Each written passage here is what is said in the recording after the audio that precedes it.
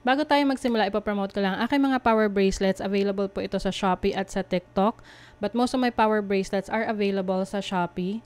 So, lahat po yan ako yung gumagawa. Meron tayong mga protection bracelets. So, this is a combination of fire agate and lucky red string, which I have been using for more than 4 years na. And then, meron tayong dalawang klase ng obsidian evil eye. We have the smaller version, which is the 6mm bead and the 8mm bead. This is good for warding off negative energies around you. And of course, yung mga evil eye. And then, we have the anti-evil eye bracelet.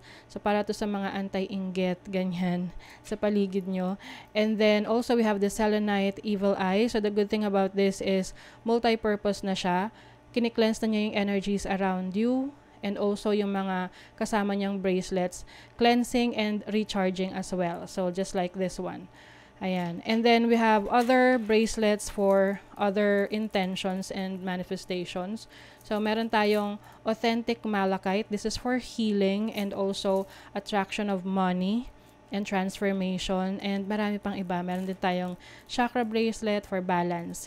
And we have the tiger's eye for courage. We have howlite for concentration and focus. We have rose quartz for attraction of love, self-love, and of course, amethyst for intuition, healing. Ayan. Lahat ng bracelet may kasama ng instruction leaflet, extra string, and a cute pouch.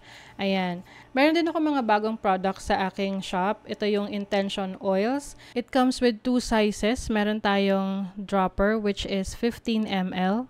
Meron tayong roll-on na 5 ml. So, you can use this for manifestation ng prosperity and protection. So, while you are doing affirmations. And ito naman, you can, multi-purpose to, pwede mo rin itong gamitin when you are setting intentions. You can put this sa iyong candle if bago ka mag-set ng intention. So, this is for prosperity and protection na. Meron din akong spell jar for protection and prosperity. So, these are limited items lang kasi konti lang nagawa ko dahil lahat to ay chinarge ng super full moon nung full moon in Pisces. So now it is available. I think 5 to 7 pieces lang yung available for each. So lahat yan nasa aking Shopee. Link on the description. Thank you so much and happy shopping. Aquarius, hi! Welcome to Mr. Queen PH. At ito ay isang astrology reading for you. Meron tayong new moon in Virgo ngayong September 15, 2023 at 9:39 a.m. Philippine Standard Time. So if you are living outside of the Philippines, i-check nyo na lang kung kailan yung eksaktong oras at araw ng new moon sa inyong lugar. Ayan. So this is also a good time to manifest your desires dahil new moon is about new beginnings, no? Mga gusto nyong simulang ma-experience. And ang tema ng new moon in Virgo is about learning new techniques. Ayan. Learning because Virgo is ruled by Mercury, and Mercury is about thoughts, study, messages, knowledge. Ayan. So, maaring meron kayong mga pag-aaralan, mga bagong knowledge na or skills na i-acquire. Ang opportunities for you is to take practical actions. Yung mga goals nyo ba ay achievable at this time or medyo masyadong mataas yung standards nyo na baka kailangan nyong magkaroon ng adjustments kasi maaring ma-frustrate lang kayo kasi pwedeng hindi practical or realistic yung goal na siniset ninyo sa ngayon. Okay? And also, some of you are going to fix issues, problems, pwedeng related sa communication ninyo with someone, sinong meron man nagkaroon ng misunderstanding in the past. Pwedeng aayusin nyo yan ngayon or yung iba nyo pang mga problema na mabibigyan nyo ng solusyon. And ang goal ninyo is to create stronger boundaries para hindi ka matitake advantage ng ibang tao. Learn how to say no. 'Di ba? Para pag no talaga.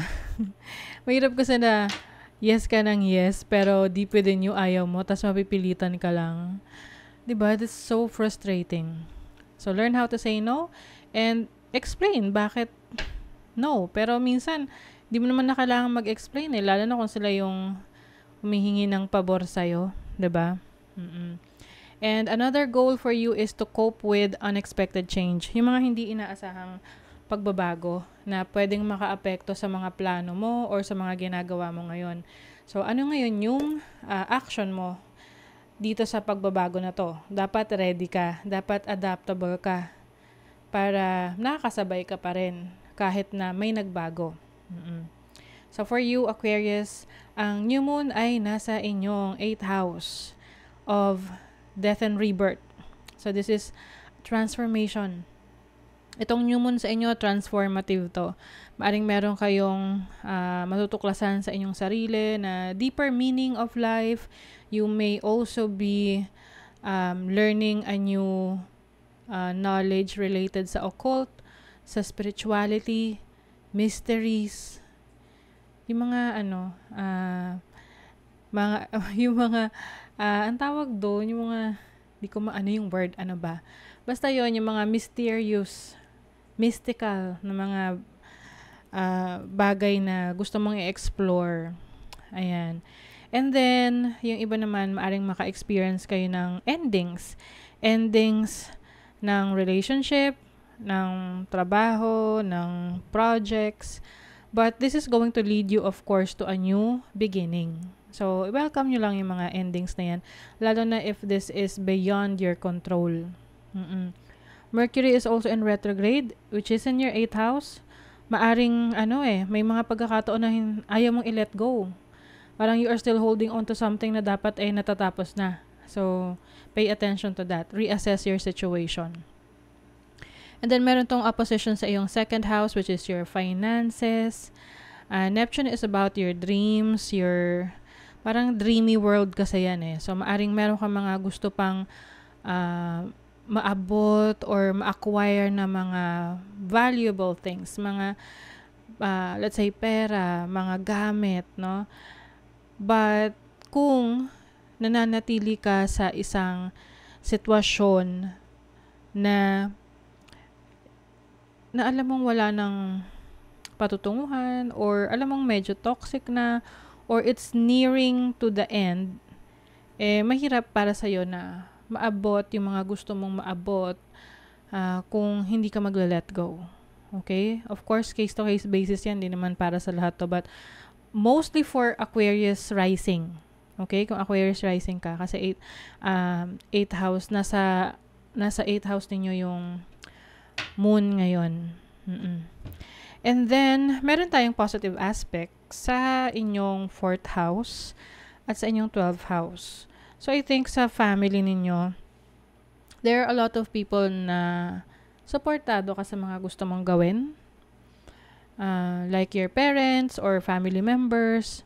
Yung ba sa inyo may opportunity to have your own house or move to a new house, may paglipat ng bahay. Oo. Pwedeng biglaan ito. And then, meron din ditong positive aspects sa Pluto in Capricorn in the 12th house, which is transformation. So, for you Aquarius, ang daming posibleng magbago, mag-transform sa buhay ninyo. Can be yung tinitirahan ninyo or yung mga gamit ninyo, mga ari-arian ninyo.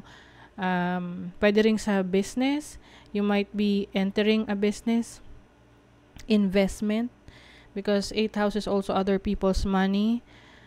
And ang 12th house is also about your dreams. So, maaring meron kang i-fulfill na dreams during this time.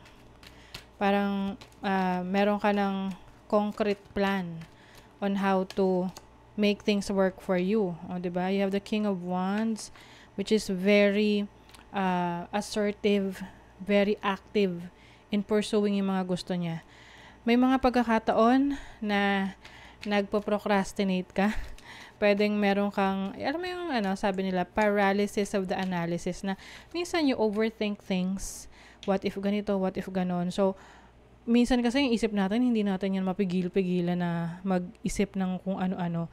So, mas maganda na bigyan mo ng time yung sarili mo to clear your mind, meditate, and you will find answers. Also have the Knight of Swords. So, pay attention rin sa communication mo. Baka kasi meron kang makasamaan ng loob dahil sa miscommunication. Ibig sabihin, hindi mo naipahatid or naipahiwatig yung gusto mong sabihin, na misinterpret, ganon. But I think you will be very busy. Yung isip mo ngayon, very busy in thinking about new ideas kung paano ka mas magiging aligned doon sa mga goals mo. Okay? So, that is your reading, Aquarius. Kung nagustuhan nyo ito, naka-resonate kayo, mag-comment kayo dyan. Like, share, subscribe para lagi kayong updated sa ating mga readings. Thank you so much, Aquarius. See you again.